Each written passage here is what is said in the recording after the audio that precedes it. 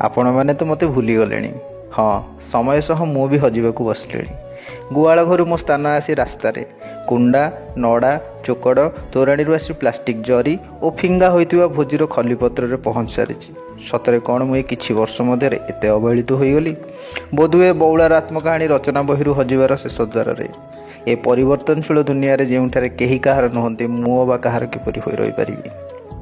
ତୁମେ ଚାଳ ଛପର ଘର ଛାଡ଼ି ମାର୍ବଲ ଘରେ ଆସି ରହୁଛ। ମୋ ଗୋବରର କ'ଣ ଆବଶ୍ୟକତା ରହିଛି? ବଜାରରେ ମିଳୁଥିବା ପ୍ରୋଟିନ୍ ପାଉଡ଼ର ଖାଇ ଶକ୍ତିଶାଳୀ ହେଉଛ। ମୋ କ୍ଷୀରର କ'ଣ ହେବା ଦରକାର? ବିଲାତି କୁକୁର ଧରି ବୁଲିବା ଲୋକ କାହିଁ ଅବା ମୋ ବାଛୁରୀ ସହ ଖେଳିବେ? ଆପଣ ଅବହେଳିତ ହେଲେ ଆପଣଙ୍କୁ କଷ୍ଟ ହୁଏ, ମୋତେ ମଧ୍ୟ ହେଉଛି। ମାତ୍ର ଆପଣ କହିପାରନ୍ତି, ମୁଁ କହିପାରେନି।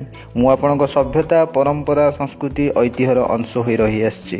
ମୁଁ ବିଲୁପ୍ତ ହେବା ପୂର୍ବରୁ ମୋତେ କ'ଣ ଆପଣ ଆପଣେଇ ପାରିବେନି? ଏ ପ୍ରଶ୍ନବାଚୀ ମୁଁ ସୃଷ୍ଟି କରୁଛି ଆପଣମାନଙ୍କ ପାଇଁ। ଜୟ ଜଗନ୍ନାଥ।